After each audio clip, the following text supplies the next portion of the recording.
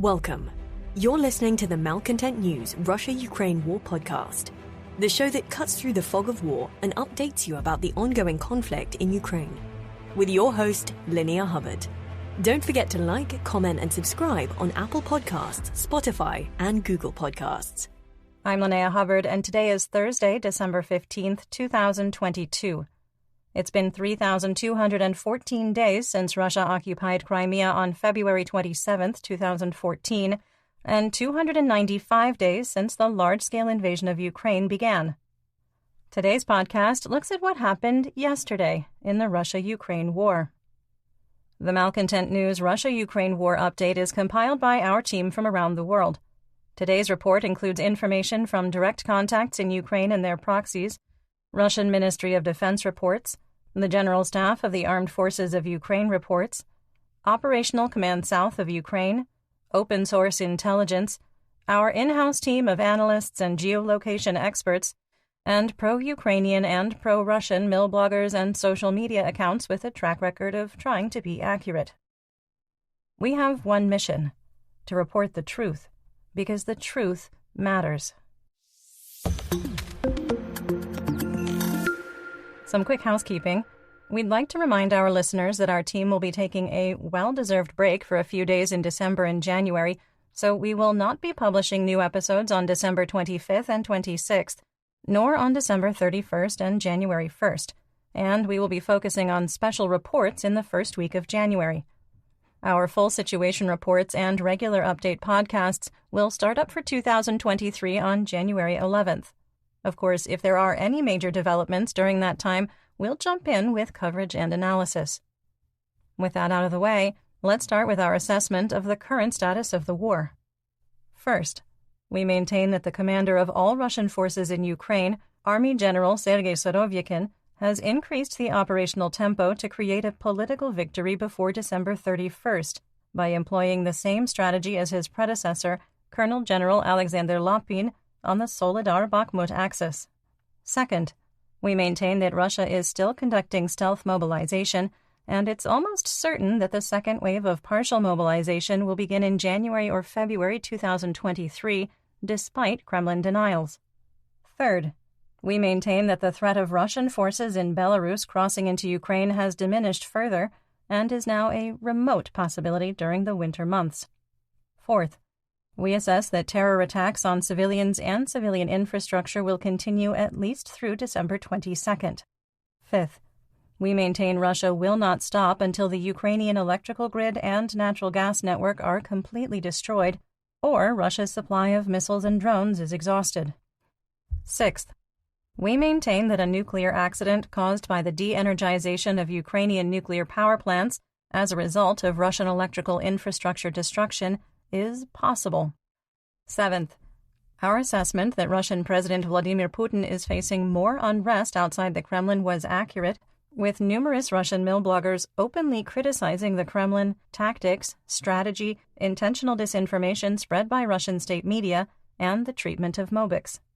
Eighth, we maintain that Russian Minister of Defense Sergei Shoigu is reaching a point where his continued leadership of the Russian Federation Armed Forces is at risk, and that it will be politically difficult to blame Army General Surovikin, Commander-in-Chief of the Russian Aerospace Forces, for failing to defend Russian air bases.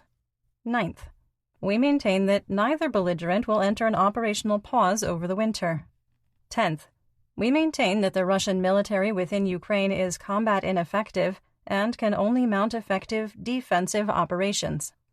11th, we maintain that the private military company Wagner Group is spread too thin to be combat effective due to its expanding role in the Donetsk Oblast and the revelation of crippling battlefield losses. And finally, we maintain that Ukraine holds the battlefield initiative, forcing Russian troops to remain in a defensive posture. Let's get some regional updates, starting with the Donbas region in Luhansk. The operational tempo slowed across the Luhansk axis with positional fighting and skirmishes along the line of contact, with control moving 1,000 to 1,500 meters in both directions, sometimes more than once during the day. On the Svatova axis, Other analysts aligned with our assessment from yesterday that Ukrainian forces resecured Novoselivsk. Mercenaries with Wargonzo reported continued fighting in the area. On the Kremina axis, the General Staff of the Armed Forces of Ukraine, or GSAFU, reported Ploshanka was shelled throughout the day, and the Russian Ministry of Defense, or MOD, reported continued fighting. There was only positional fighting west of the P-66 highway ground line of communication, called a G-lock, that's a supply line, in Chervonopolpivka.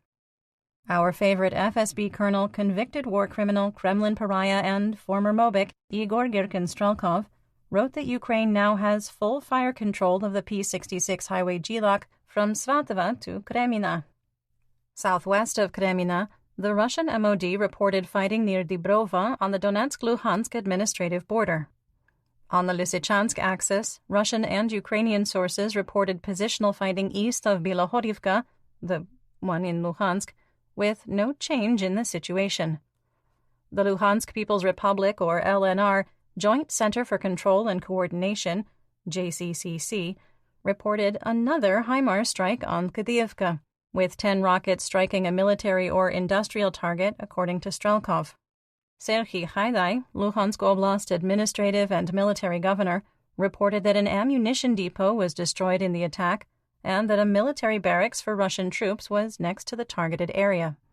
Alexei Gyetmansky, a spokesperson for the JCCC, told reporters that 556 rockets fired by HIMARS had hit targets in the occupied regions of Luhansk since June 24th. The Russian MOD has claimed their forces have destroyed over 65 M142, M270, and Mars-2 launchers, which is more than the total deployed to Ukraine, and have intercepted more than 50% of the rockets fired from the platforms. In northeast Donetsk, we know this feels like it's on repeat because it kinda is, and the line of conflict north of Yakovlivka is frozen.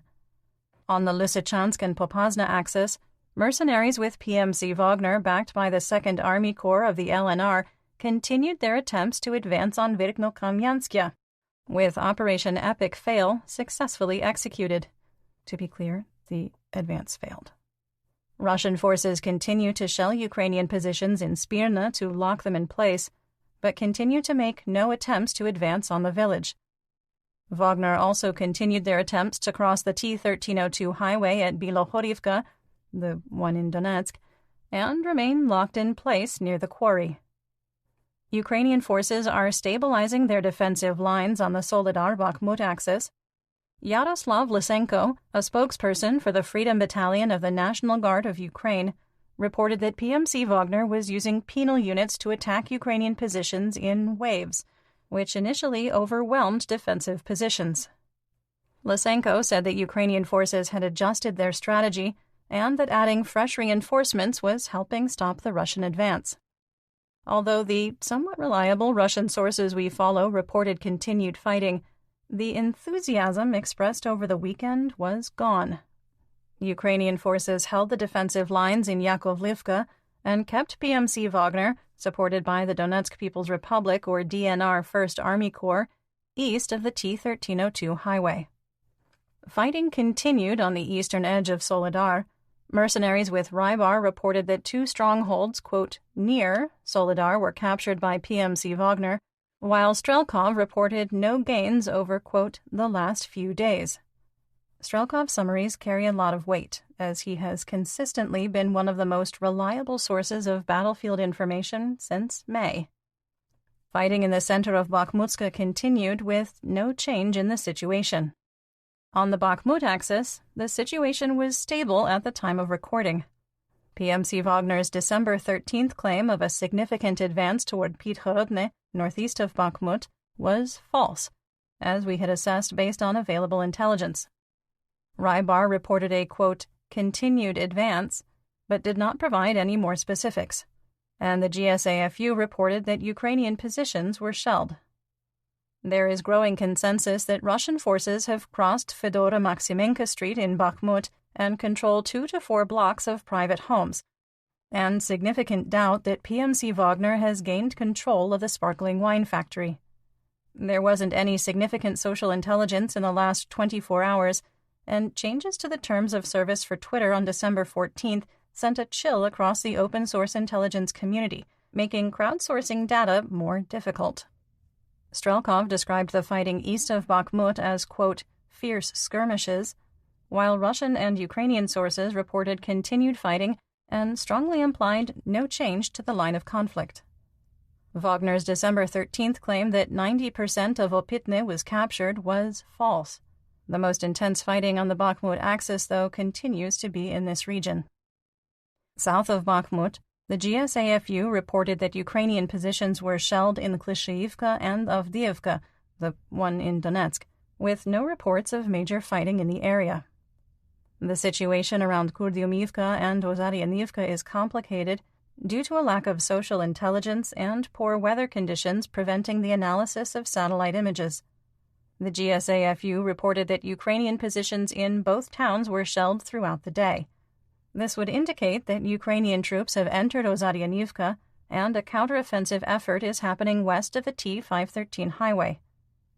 We believe this because of the geolocated combat video southeast of Avdiivka and the reports of fighting, quote, for control of the road to Kurdyumivka from Wargonzo on December 13th. Yesterday, Wargonzo reported that Russian forces launched an attack, quote, from Kurdyumivka, but didn't provide any additional information, which, for Russian sources, usually means the attack didn't go well. We've observed a pattern of Russian troops not holding reserve forces from the defensive positions where they launch an attack.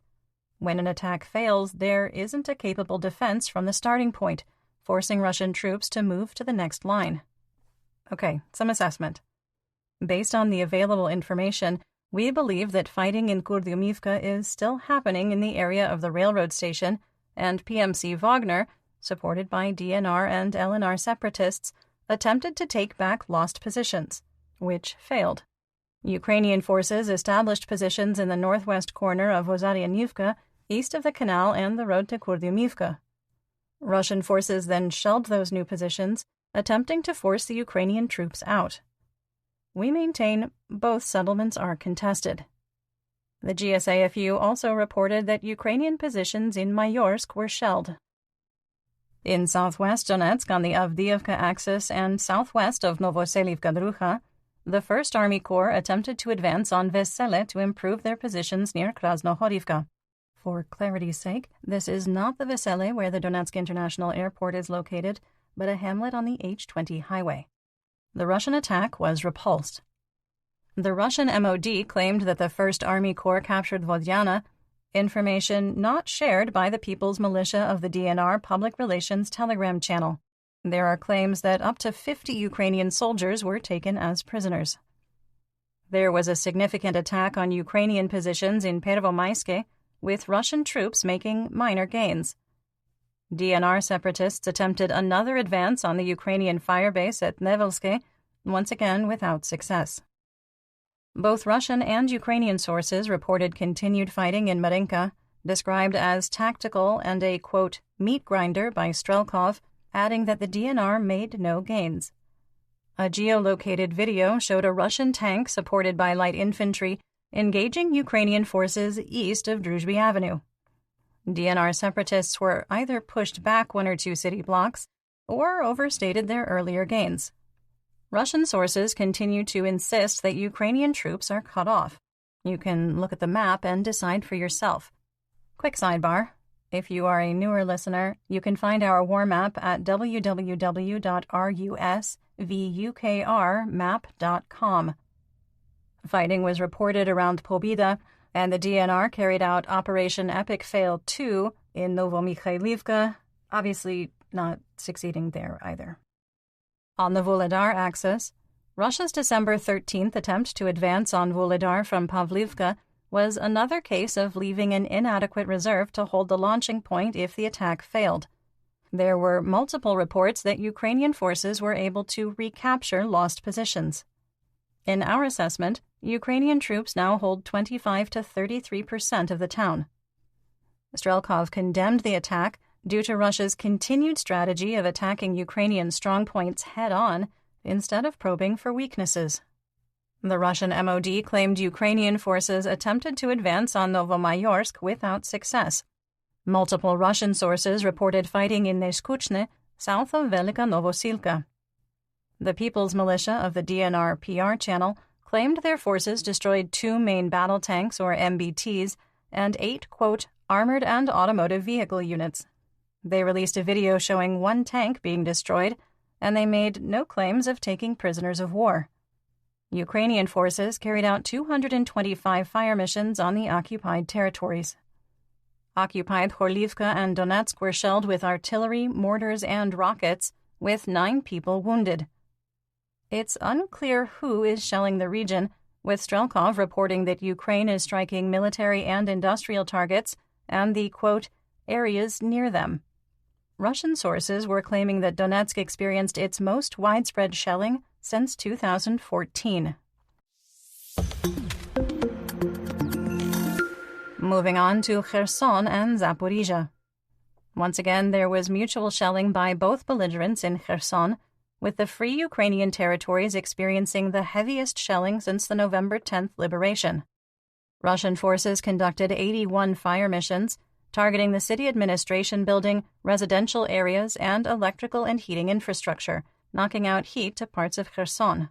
The water had to be drained to prevent the pipes from bursting in the cold weather, and people in the impacted neighborhoods were told to evacuate. The strikes wounded 13 and killed 3 people, including an 8-year-old boy. There was no change in the status of the Zaporizhia nuclear power plant. In November, we reported Alexander Volga-Kolokov, a Russian collaborator and city administrator of occupied Enerhodar, was fired by Russian officials. Kolokov told reporters the day after his termination that he had resigned and was being considered for a new position. Apparently, he accepted a new job as a fugitive with a warrant out for his arrest. Russian officials have accused Kolokov of theft, fraud, and embezzlement. We have to imagine that if you angered Ukraine and Russia, and you're a wanted war criminal by one and a wanted common criminal by the other, there aren't too many places on the planet you're going to be able to hide. Also, after 10 months of war coverage, how is one even accused of fraud, theft, and embezzlement by the Russian Federation? That bar is very high. In other news, Enerhodar has a new city administrator, Gauleiter Eduard Nikolaevich Sinavoza. The former general director of a services company at the Smolensk nuclear power plant in Russia figured that becoming the city administrator of a town on the line of conflict in Ukraine was a wise career move. We recommend keeping the fraud, theft, and embezzlement, if not to a minimum, at least lower than your predecessor, and having someone you don't care about start your car for you. Ooh, another tip. The 200 Chechens assigned to Enerhodar are not only a danger to Ukrainians, but also to Russians themselves. Windows, traffic lights, birds as well. You get the idea.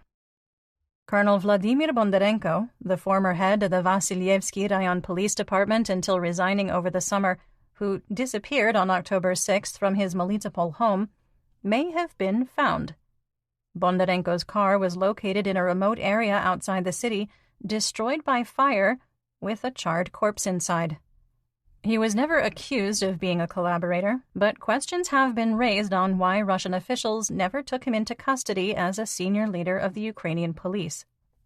Rybar released an updated map of Zaporizhia on December 14th, showing a significant area between Orikhiv and Huliapola that had been under Russian control and liberated by Ukraine. The area was sparsely populated farmland with 2 villages, Mirna and Zahirna. We adjusted our map based on both Ukrainian and Russian reports that the region is under Ukrainian control.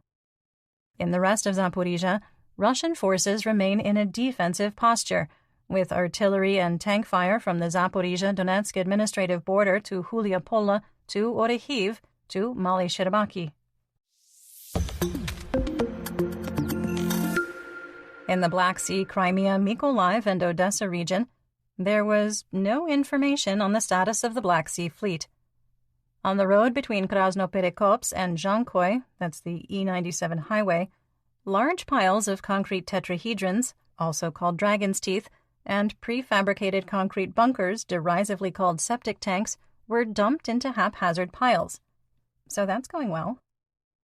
Vitaly Kim, Mykolaiv Oblast administrative and military governor, reported that there had been no contact with civilians living on the Kinburn Spit in 4 months.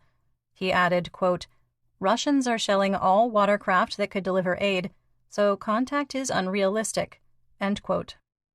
Well, so much for those November rumors, claiming that Ukrainian forces landed in the area and had occupied up to 3 villages.